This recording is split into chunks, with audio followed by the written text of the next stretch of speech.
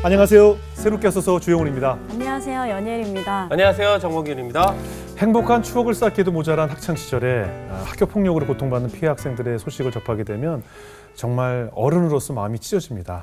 네, 오늘 만나보실 분도요. 중학교 시절 학교 폭력으로 몸과 마음이 멍들게 되었고 성인이 되면서까지도 힘든 시간을 보내셨다고 합니다. 네, 이분의 간증이 현재 그리고 과거의 학교 폭력 피해로 힘들어하는 분들에게 조금이나마 위로가 되기를 바라겠습니다. 네. 연동교회 박주한 전도사님을 모셔보도록 하겠습니다. 어서 오세요. 안녕하세요. 안녕하세요. 반갑습니다. 반갑습니다. 전도사님, 미남이시고 그 전형적인 교회 오빠 스타일이시네요. 예. 동네마다 있는 성시경. 그렇죠, 그렇죠. 네. 예. 안경은 눈이 나빠서 쓰신 거죠? 네, 그렇습니다. 예. 일부러 쓰신 거 아니죠? 네. 오늘 잘 나와주셨고요. 사실 그 오래전 기억을 또 네. 아픈 기억을 좀 떠올리면서 이야기를 나눠주셔야 될 텐데 어떤 마음으로 출연하셨을까요? 네, 지금으로부터 한 13년 전에 있었던 일인데 다시 그때 있었던 일들을 다시 마주하는 게 저에게는 좀 힘든 작업이었던 것 같아요. 네네. 여러 가지 생각도 들고 그렇지만 마주해야 되는 그 시간 속에서 지금으로서는 그 약함이 자랑이 되게 하신 그 하나님의 은혜를 좀 나누고 싶었고요. 그리고 이 새벽 예배를 드리면서 기도 가운데 이 간증을 통해 지금 겪고 있는 피해자분이나 또는 과거로 아파했던 분들이나 또 가족들에게 조금이라도 위로가 되면 좋지 않을까라는 생각으로 이렇게 나오게 되었습니다. 그래요. 사실 정말 아픈 추억을, 아픈 기억이죠. 아픈 추억도 아니고 아픈 상처 이야기를 오늘 나눠주셔야 될 텐데 정확하게 그 학교 폭력을 당한 게 몇 학년 때 일인가요? 제가 중학교 3학년 때 한 5월부터 시작했습니다. 예. 어떻게 해요? 약 12월까지 8개월 정도 이렇게 폭력을 당했었는데요. 처음에 시작할 때는 제가 같이 친하게 지내던 무리가 있었어요. 활발하고 운동 좋아하고 같이 다니던 친구들이었는데 그 무리 안에 리더와 같은 그 친구가 있었는데 그 친구가 제 여동생, 이제 친동생이 있는데 그 여동생과 이렇게 교제를 하다가 이제 헤어지게 됩니다. 근데 그 헤어지게 된 계기는 이제 그 친구의 어떤 정서와 말이나 어떤 성향이 순수했던 동생의 정서와는 맞지 않았기 때문에 이렇게 헤어지게 됐어요. 근데 그렇게 헤어질 때 그 친구는 다시금 제가 친오빠니까 만나고 싶어서 이렇게 도움을 요청했었는데 제가 그 친구의 성향을 알기 때문에 이렇게 돕지 못하고 이렇게 했었던 그런 일이 있었어요. 그러다 보니까 그 친구가 가지고 있었던 그 미움이 여러 가지 감정이 다 미움으로 투사돼서 저에게 이렇게 오게 되었습니다. 그래서 그 미움 속에 이렇게 느낌을 받고는 있었는데 이제는 그 무리 함께 다녔던 그 친구들의 그 눈빛도 달라지더라고요. 그래서 어느 날 제가 하굣길에 집에 가려고 하는데 한 친구가 저를 부르는 거예요. 그래서 딱 보고 이제 친구가 와보라고 하길래 따라갔습니다. 따라가는데 그때가 방과후이기 때문에 사람이 학생들이 아무도 없었던 그 빈 교실에 들어가는데 그 친구 그 일진과 같은 친구들의 무리가 있는 거예요. 그래서 제가 그때 이제 바로 심적으로 느꼈던 것 같아요. 전에 느꼈던 이 두려움 그리고 걱정 이런 게 실현이 되는 것 같은 느낌이 들었어요.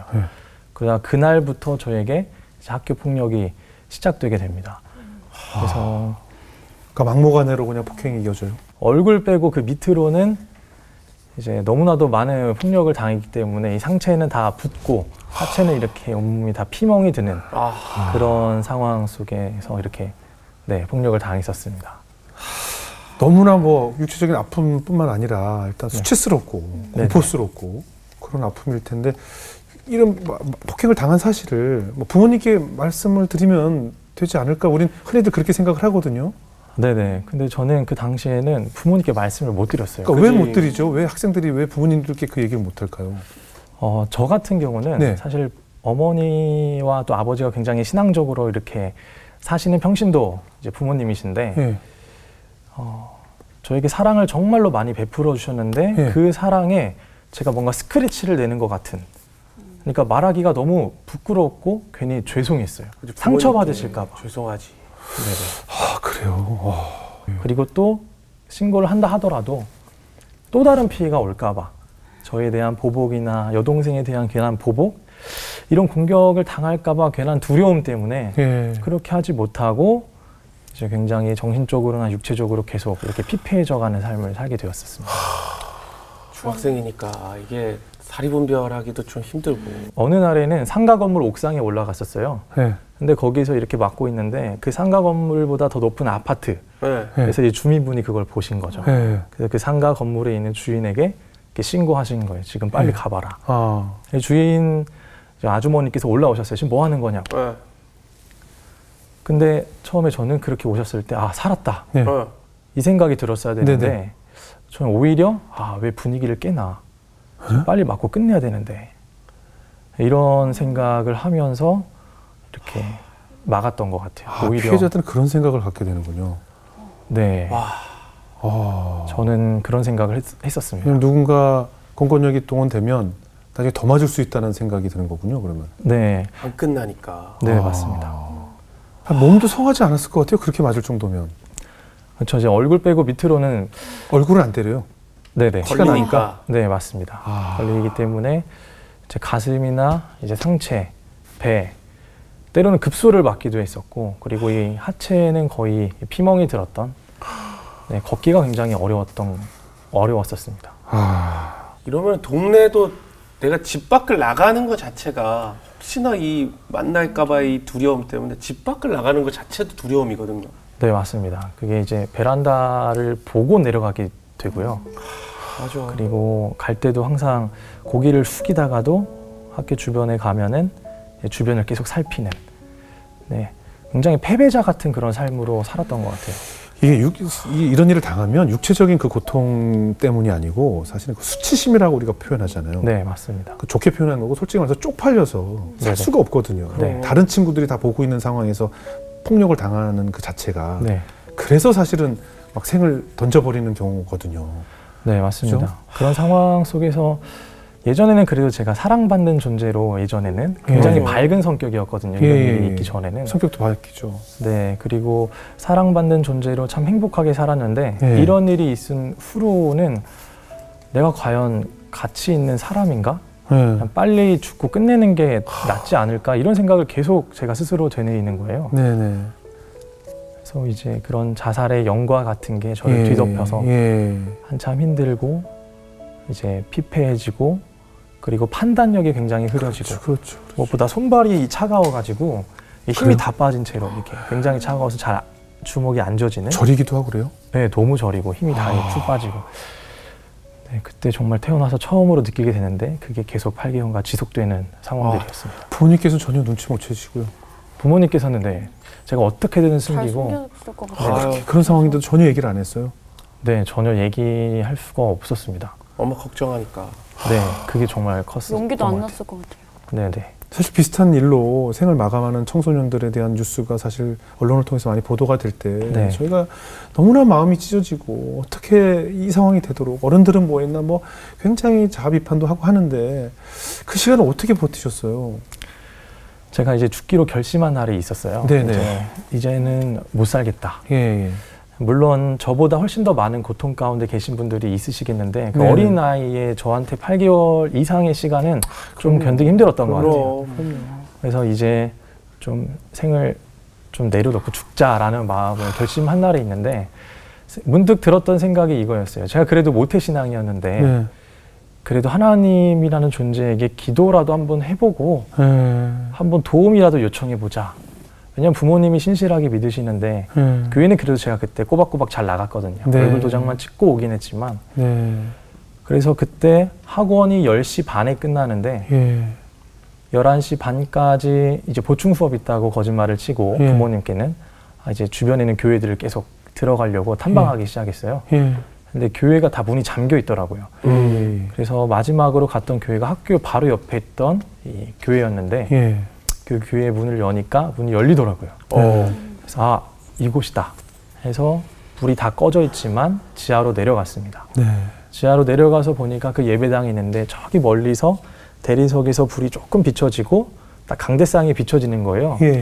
아, 기도할 수 있겠다 싶어서 맨 앞자리로 가서 기도를 이제 하려고 앉았습니다. 근데 제가 기도하는 방법을 모르는 거예요. 예.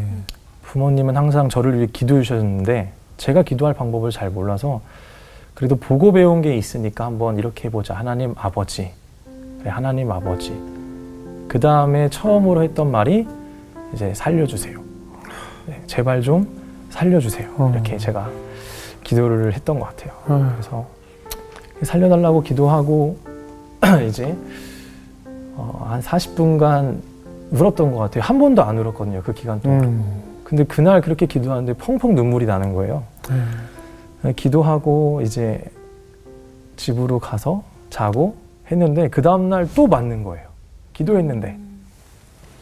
그리고 기도하러 또 다시 와서 기도하고 그 다음날 또 맞는 거예요. 네. 저는 정말 이해할 수가 없는 거예요. 하나님이 좀 원망스럽기도 하고 과연 하나님이 살아계신가? 내 기도를 듣고 계신가? 이런 의문점들이 계속 들기 시작하더라고요. 그러다가 어릴 적에 항상 어머니 옆에서 들었던 찬양 중에 하나가 생각이 났는데 그 약할 때 강함 되시네라는 찬양이 있습니다. 네, 그 찬양을 옆에 악보가 있어서 제가 그 찬양을 불렀어요. 근데 부르면서 흐느끼면서 오는데 어린 마음에 하나님이 이 앞에 강대상에 나가서 부르면 더 잘 들으실 것 같다라는 생각으로 아무도 없는 그 예배당에서 혼자 강대상에 올라가서 그 찬양을 계속 불렀던 기억이 있습니다. 그렇게 약할 때 강함 대신에 찬양을 부르고 또 내려와서 기도하고 그 어린 나이에 네네 그러다 보니까 어느 날 제 마음에 알 수 없는 평안함이 좀 찾아왔어요. 알 수 없는 평안함과 이 기도를 누군가가 듣고 있다라는 생각이 들었습니다. 그러니까 이 기도가 저는 지금 말로 표현하면 땅이 떨어지는 건 줄 알았어요. 혼자 독백, 아무도 안 들으시니까. 어차피 기도해도 맞을 건데. 근데 아이러니하게도 그렇게 원망하고 저는 그날 저녁에 교회에서 기도하고 있고 누군가는 듣고 있나 보다라는 생각으로 있었을 때 감사하게도 자살에 대한 마음이 이제 줄어들기 시작했어요. 죽자라는 마음이 점차 이게 사라지는 그런 경험을 하게 되었던 것 같아요. 네. 와. 그 어린 나이에 외로운 그 텅 빈 예배당에서 혼자 찬양을 하고 혼자 기도할 때 그 갈급함이라는 것이 내일은 달라지지 않을까, 내일은 괜찮지 않을까라는 그 작은 소망을 붙잡고 기도하지 않았겠어요? 네. 어때요? 그런 기도를 매일 드린 후에 조금 폭력이 잦아들던가요? 어떤 변화가 생기던가요? 사실 좀 기도의 응답이라 하면 이 폭력이 좀 마침표가 되어야 되는데 네네. 어땠을까요? 그 다음 날에도 변함없이 이렇게 폭력이 지속되다 보니까 저는 말씀드린 대로 또 하나님을 원망했고 내려놓고 싶었는데 그래도 유일하게 들어주시는 분이 계신다라는 그 유일한 소망 하나로 들어주시든지 안 들어주시든지 교회는 가자. 그래서 교회에서 계속 기도를 했어요. 아니 그럼 언제 폭력이 멈춘 거예요? 폭력이 언제 멈췄냐면요. 그 졸업 후부터 중학교 졸업 후에 그 무리 중에 리더였던 그 친구가 중학교 1학년 때 자퇴를 해요. 한 학기 만에. 스스로? 네네네. 퇴학이 아니고? 네. 자퇴를 하니까 그 리더가 없으니까 이제 그 폭력이 저절로 줄게 되는. 똘마니들 다 사라졌어요. 네, 이제 뭐 그냥 이제 같이 지내지만 전혀 그렇게 터치가 없는. 그러니까 그 친구가 주로 없으니까. 큰 역할을 했군요. 네, 맞습니다. 근데 나머지 친구들은 그 친구 믿고 그냥 까본 거죠. 그러니까 사실 이제 그렇죠. 그 가해할 때도 누군가가 그 가해자를 이제 스탑 멈추지 않으면은 그 가해자들은 이 죄도 죄로 아닌 걸로 생각을 합니다. 그래서 오히려 안 좋은 습관이 그들에게 되어져 버리는 거죠. 그래서 그 친구가 그렇게 할 때에 이제 군중 심리가 작용을 해서 옆에 있던 친구들도 그렇죠. 소속감과 이 군중 심리와 분위기를 위해서 동일하게 그렇게 되는. 근데 그렇게 선동하는 친구가 없다 보니까 저절로 그런 게 좀 사라지는 시간이었어요. 그러면 어때요? 이제 고등학교 이후에 아까 그 가해를 했던 학생들을 그 이후로 또 본 적은 없었을까요? 자, 그 후로는 마주칠 일이 없겠다 생각을 했었거든요. 이제 서울에 살고 있으니까. 이사했어요? 그 이후에? 전 이제 학교 때문에 이제 신대원을 입학했기 때문에 서울에서 이제 기숙사 생활을 했었거든요. 근데 이제 부모님 뵙고 싶고 한 번씩 이제 전주에 가야 되니까 부모님 뵙고 늘 가던 그 버스를 타고 가는데 20대 중반이었던 것 같아요. 근데 어느 날 그 버스에서 그때 당시 그 무리의 리더가 되었던 그 친구가 그 여동생 좋아했던 친구. 예. 네, 양복을 입고 네. 타는 거예요. 근데 제가 네, 순간 심장 떨리죠. 얼었고 네. 바로 고개를 돌렸어요. 네, 정확하게 맞아요. 누군지를 못 볼 정도로 아예 그렇게 바로 돼요. 돌렸어요. 맞아요, 그렇게 돼요. 순간적으로 직감을 해서. 맞아요. 근데 하필 또 옆에 이 손잡이를 잡고 여기 서 있는 거예요. 앞에. 네. 와, 진짜 멈추고 올 텐데. 근데 그때도 20대 중반이었는데 어느 정도 회복이 되었다 생각했거든요. 네, 회복이 안 되죠. 못하지. 근데 뭔가 이 상처가 있잖아요. 상처가 네. 있는데 이게 상처가 아물었어요. 네. 근데 이 흉터가 그래도 흉터는 남아있죠. 남아있죠. 이게 흉터가 좀 누를 때는 아플 때도 있단 네, 말이죠. 네, 네, 맞아요. 근데 흉터가 곪은 건지 모르겠지만 그 당시에 그 예전에 있었던 모습과 그 느낌 그대로 손발이 얼고 차갑고 또 힘이 빠져서 너무 무서운 거예요. 무섭지. 그 마실 때 그 감각으로 돌아가는 거예요. 네, 맞습니다. 그래서 그 모습 속에서 이제 내려가는 그 뒷모습만 봤던 그 기억이 있어요. 그래서 저는 그때 느꼈던 게 아직 회복이 다 된 것은 아니구나. 이게 트라우마로 남아있구나. 그렇죠, 그렇죠. 성인이 돼서도 예. 지금은 돼서도 내 안에 여전히 트라우마로 따라오는구나. 왜냐하면 제가 영적으로 힘들 때나 예. 아플 때 예. 그럴 때 꿈에 항상 가끔 이 교복 입은 저의 모습이 나타나요. 나와요? 네. 교복을 입고 이 담배 연기가 자욱한 그곳에서 맡고 있는 제 모습을 보게 됩니다. 이거는 트라우마가 아니고서는 설명할 수 없는 그런 내용인 것 같아요. 성인이 됐어도 계속 그 트라우마가 그럼 끊이지 않는 것이네요. 네, 맞습니다. 군대에 가셨을 때 또 이제 어떻게 보면 단체 생활을 하게 되잖아요. 네네. 그럴 때도 좀 생각이 났을 것 같아요. 네, 이제 제가 20대 초반에 군대를 갔었는데 네. 그때도 제가 근무를 서면서 느꼈던 것은 왜 그때는 한 5년 전이었으니까 네. 5년 전에 왜 하나님께서 나를 만약 하나님께 시선을 고정하기 위해 나를 부르신 사건이었더라면 네. 한두 번이면 괜찮은데 네. 맞아. 한두 번이면 충분히 하나님 바라볼 수 있는데 왜 그 8개월이라는 시간 동안 나를 이렇게 두셨을까? 이게 도저히 성인이 돼서도 제 머릿속으로 이해가 안 되는 거예요. 네네네. 너무한 거 아닌가? 예. 그때 새벽 3시, 4시 근무 서면서도 이해가 전혀 안 됐어요. 예. 그러다가 저녁을 한 후에 제가 집에서 뉴스를 보고 있었는데 네네. 그때 학교 폭력을 당한 그 사례가 뉴스로 이 보도가 되는 사건을 봤어요. 근데 그 사건을 보는데 너무 처절하고 아파 보이는 거예요. 근데 그런 거 보면은 기분 나빠서 돌릴 수도 있고 예, 그냥 예, 그렇게 예. 할 수 있었는데 네네. 저는 감정전이가 이렇게 그렇죠, 되기 시작하면서 막 눈물이 나기 시작하고 그렇죠. 손발이 저리고 이 기도가 저절로 나오는 거예요. 예, 예. 얼마나 아플까. 그렇죠. 분명히 시간이 안 갔을 거고 얼마나 수치스러웠을까. 판단력이 흐려졌을 그렇죠. 거고 자살에 대한 생각을 했을 거고 그렇죠. 이제 정말 모든 사람이 자기 존재 가치가 없는 걸로 생각했을 거고 여러 예. 가지 생각들이 다 드는 거예요. 예.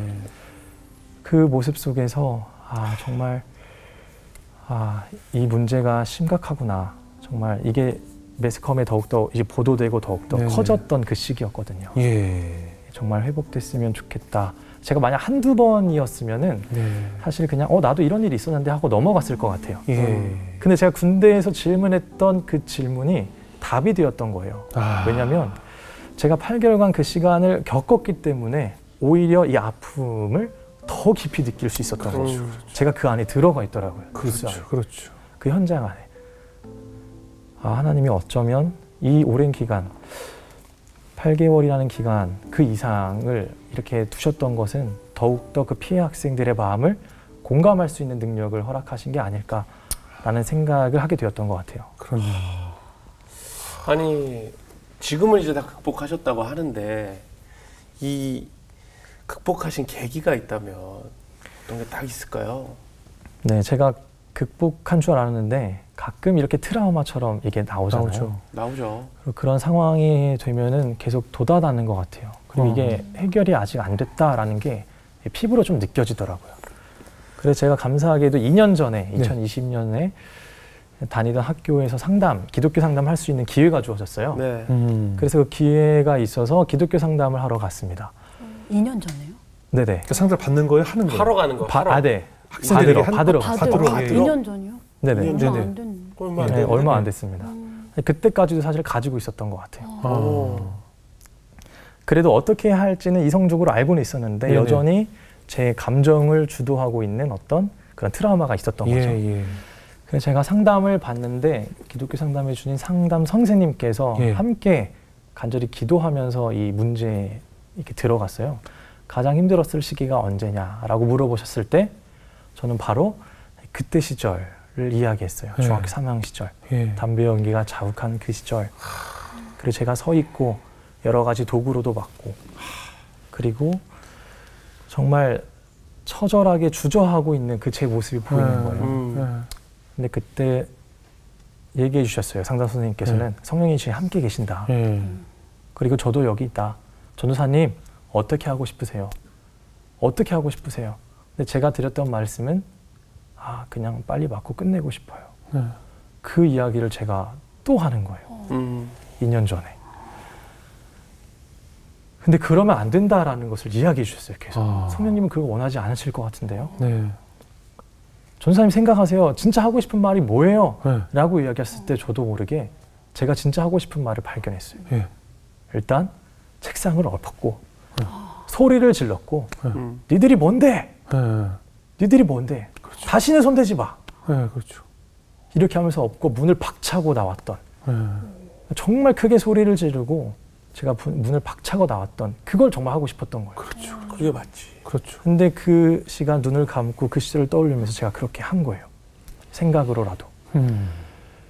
근데 그때 저는 하나님의 그 틀 안에서 정말 이 모든 게 뭔가 살짝 회복되는 느낌을 좀 받았어요. 그리고 눈을 뜨고 나서 정서적으로 환기가 되었던 느낌을 받았던 것 같아요. 그제서야 하나님께서 좀 치유를 해주신 것 같은 느낌이 들던가요? 네, 저도 그때 치유를 받았다라고 생각했는데 이게 생각을 잘 해야 될 게 사실 제가 소리를 질러서 회복된 거는 아니라고 생각해요. 분명히 하나님의 도우심이 있었고 그때 생각을 제가 계속 생각을 묵상을 해보면은 신앙이라는 것은 결코 상식을 무시하지 않습니다. 그러니까 제가 그 당시에 가지고 있었던 비상식은 무엇이었냐면은 아프고 힘들어도 말하면 안 돼. 그렇죠. 버텨야 돼. 그렇죠. 이런 게 저에게 가지고 있었던 비상식이었거든요. 근데 참된 상식은 그게 아니라 아프면 아프다고 말하고 그렇죠. 힘들면 힘들다고 말하고 아닌 거에 대해서는 아니라고 확실하게 이야기할 수 있는 것이 상식이었는데 그렇죠. 그렇게 하지 못했던 거예요. 근데 그 상식을 제가 하게 된 거였고 제 안에 깊은 곳에서 이 비상식을 상식으로 이렇게 터치해 주시고 만져주신 성령님의 만지심을 그때 경험했던 것 같아요. 그러니까 소리 질러서가 아니라 성령님이 제 안에서 무엇이 참된 상식이고 성령님이 원하시는 게 무엇인지 그때 제가 깨닫게 되었던 것 같아요. 그래서 이 로마서 8장 26절 말씀처럼 성령도 우리 연약함을 다 도우시고 아신다고 하시잖아요. 그리고 말할 수 없는 탄식으로 우리를 위해 친히 간구하고 계신다는 그 사실이 애석이 되는 거예요. 근데 이 말씀을 보면서 제가 생각이 들었던 것 중에 하나가 어쩌면 오늘날의 수많은 청소년들과 청년들을 신방하면서도 느끼는 거거든요. 근데 이 비상식이라는 게 하나님에 대한 이 인식, 잘못된 이해에서 왔을 수도 있겠다라는 생각을 했어요. 그러니까 대부분의 크리스천들이 이런 생각을 하는 사람들이 많이 있더라고요. 내가 힘들고 아파도 크리스천은 힘든 척하면 안 돼. 버텨야 돼. 인내해야 돼. 그런 생각을 가지고 있는 거예요. 있죠. 근데 사실 크리스천이라고 해서 아프고 힘들다고 해서 말도 못하고 버티는 것은 오히려 하나님이 원하시지 않는 모습이거든요. 비상식적인 모습이거든요. 잘못된 하나님에 대한 이해였던 것 같아요. 근데 하나님께서는 그 누구보다도 지금 도움을 요청해야 돼. 내 손을 잡아야 돼. 그리고 주변에 있는 수많은 사람들에게 도움을 요청해야 돼. 그게 상식이야 라고 하시기를 원하시거든요. 그래서 저는 그때 그 정서적인 환기와 새롭게 된 마음을 가지고 이 용기를 가지게 되었어요. 그리고 하나님에 대한 이제 새로운 인식이 시작된 것 같아요. 힘들면은 무조건 버티게끔만 하는 하나님이라고 생각했는데 그게 아니라 하나님이 힘들 땐 말해도 돼. 주변에 있는 사람들에게 도움을 요청해도 돼. 그리고 내 손을 붙잡아야 돼. 라는 그 하나님의 음성을 듣게 되었을 때 어쩌면 청년들에게도 청소년들에게도 이러한 모습이 필요하겠다라는 생각을 하게 되었습니다. 그렇게 생각을 갖고 나서 성인이 된 후에 어린 시절의 그 아픔을 혹시 부모님께는 좀 얘기를 했어요? 부모님께는 이야기하지 않았어요. 이야기하지 않았고 모르겠어요. 부모님이 아시면은 얼마나 아파하실까 그 생각 때문에 계속 그랬던 것 같은데 제가 20대 때는 청소년과 청년들을 대상으로 하는 이 캠프 사역을 했었거든요. 방학과 여름방학, 겨울방학에 하는 수련회 캠프 사역이었었는데 그때 제가 어쩌다가 26살 때 개회 예배 설교를 맡게 되었어요. 하나님이 주신 기회와 선물의 시간이었던 것 같아요. 물론 엄청난 부담감이 있었지만 근데 3달 전부터 제가 어떤 이야기를 전해야 할지 전혀 모르겠는 거예요. 학부도 이제 막 졸업했고 아는 것도 별로 없는데 어떤 걸 전해야 하지? 새벽마다 무릎 꿇고 기도하면서 하나님 어떤 걸 전해야 할까요? 저는 부족하니까 성령님 제발 도와줘요. 성령님 해주세요.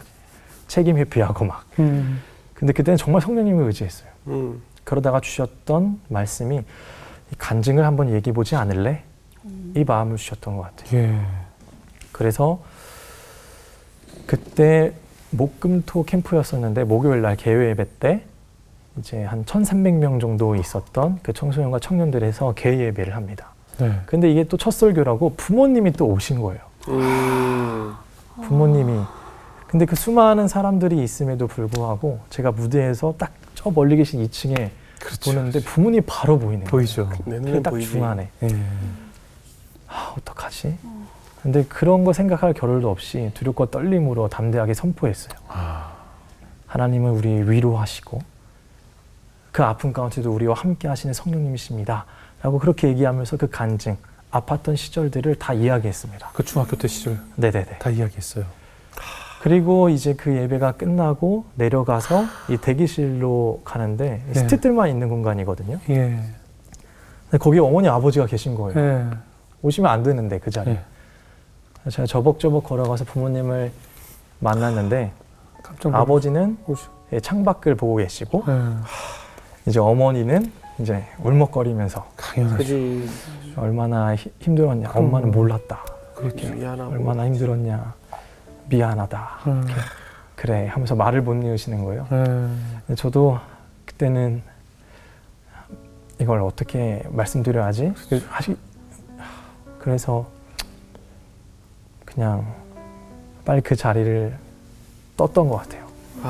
어머니가 죄송해서. 아니 어머니 또 얼마나 미안했겠어요. 그리고 참 잘 견뎌줘서 고맙고 얼마나 우리 아들 그 고통스러울 때 난 뭐 하고 있었나 막 그런 죄책감이 또 어머니 마음속에 얼마나 많았겠어요. 그리고 그제서야 어머니가 알게 되셨군요. 네, 그랬던 것 같아요.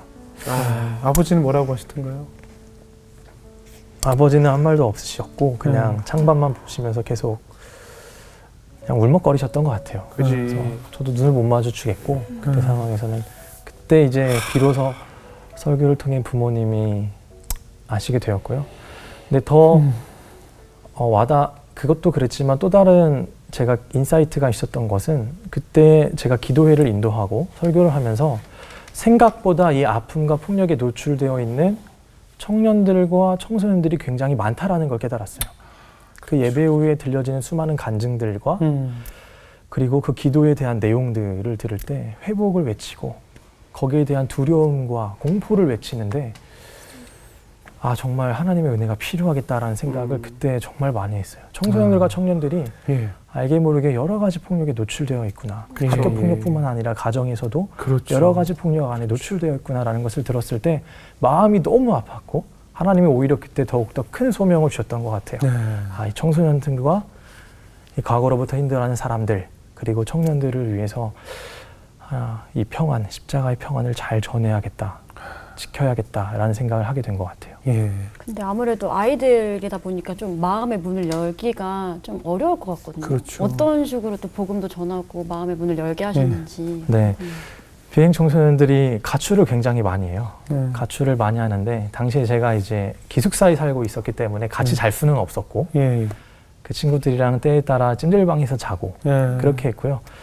그리고 이 편모 애들은 사랑을 많이 못 받은 친구들이 또 많이 있어요. 네.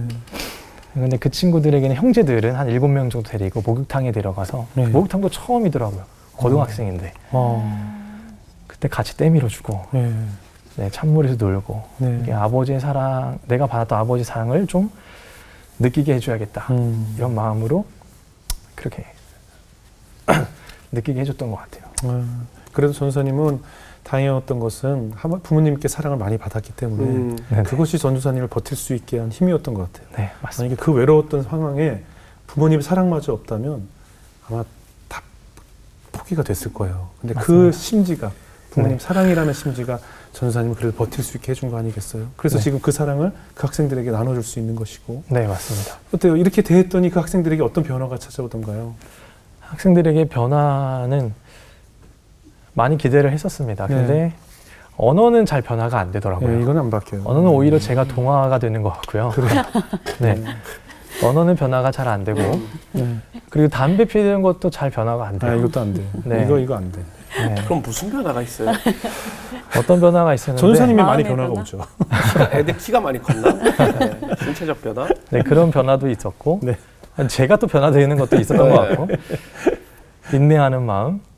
근데 진짜 변화됐던 것 중에 하나가 애들이 예배 시간만큼 확실하게 사수했다라는 거예요. 진짜 제일 중요한 변화. 제일 중요한 거죠. 애들이 새벽까지 술을 마시고 오더라도 주일 9시에는 어떻게 해서든지 그 예배 시간에 와요. 하고 막 술 냄새 풍기는 애들도 있고 담배 냄새 풍기도 있는 애들도 있는데 전도사님 왔어요 이러면서 인사하고 하는 근데 그 모습이 제게는 너무 이쁜 거예요. 너무 이쁘고 사랑스럽고 어떻게 이들에게 또 예수님 이야기를 전해줄까. 그러다가 설교를 하면은 반절은 이제 졸아요. 그렇죠. 근데 반절은 조는데 다른 반절은 졸진 않아요. 그냥 이제 꿈나라로. 딴 생각하죠. 꿈나라로 잡니다. 잘.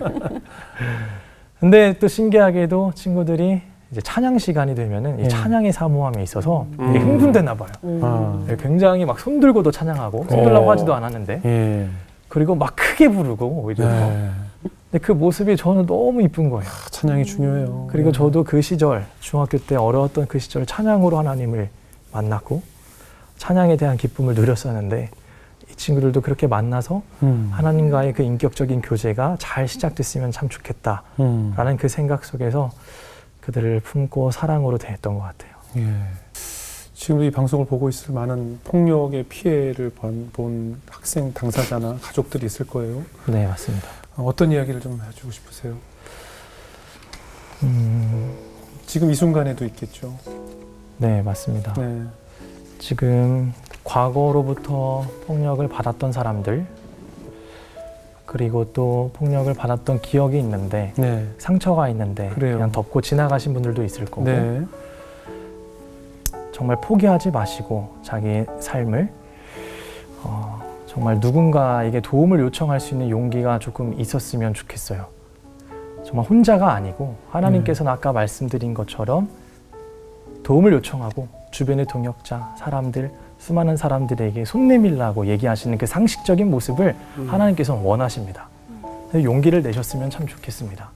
그리고 그때마다 저도 이제 이 목숨, 죽음에 대한 생각을 했을 때에도 나는 존재 가치가 없는 사람이야 라고 스스로 자기 폭력도 했던 것 같아요.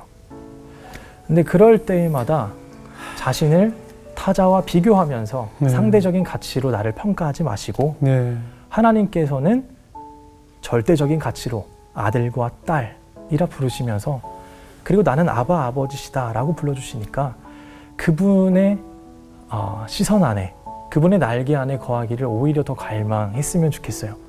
하나님은 절대 포기하지 않으시고 어떠한 환경 가운데서도 홀로 두지 아니하시고 옆에서 성령님이 위로하시고 함께 계시니까 두려워하지 마시고 용기를 냈으면 참 좋겠다라는 생각을 합니다. 그리고 힘내셨으면 좋겠다.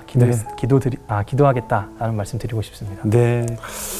정말 아주 똑똑하게 말씀도 잘하시고 전사님이 아주 잘 자란 청년 같은 생각이 들었습니다. 우리 연희일 자매. 아니 지금은 물론 회복을 하셨지만 진짜 2년 전까지만 해도 상담을 받으실 정도로 진짜 그 힘든 기억이었을 텐데 이렇게 나와 주신 것도 너무 용기가 너무 멋지시고 아 진짜 이 학교 폭력이라는 게 너무 심각한 문제라는 거를 평생을 이제 안고 가야 되는 그런 문제잖아요. 진짜 너무 어려운 문제라는 걸 또 오늘 다시 한번 깨닫게 됐고 한 번, 두 번이었으면 그냥 이해만 하고 넘어갔겠지만 8개월 동안 그렇게 겪게 하신 하나님이 그것을 내가 진짜 진심으로 겪었기 때문에 그 친구들에게 전할 수 있고 또 회복할 수 있는 그런 길이 되셨잖아요. 네. 진짜 술을 먹고 오더라도 술 냄새 난 상태에서도 예배의 자리를 지킨다는 그런 학생들을 보면서 아 하나님은 정말 완전하시구나라는 생각도 들었고 앞으로 더 많은 그런 힘든 청년들에게 힘이 되시는 그런 전도사님이 되었으면 좋겠습니다. 네. 감사합니다. 범규 형제. 가장 아픈 나의 과거를 사용해 주시는 하나님을 보면서 네네. 진짜 하나님은 나의 버릴 것이 참 없이 사용하신다라는 걸 느끼고 그리고 사회 어른으로서는 학교 폭력은 정말 그 어떤 이유로도 정당화가 돼서도 안 되고 그 어떤 이유로도 그 친구에게는 평생을 씻을 수 없는 아픔이거든요.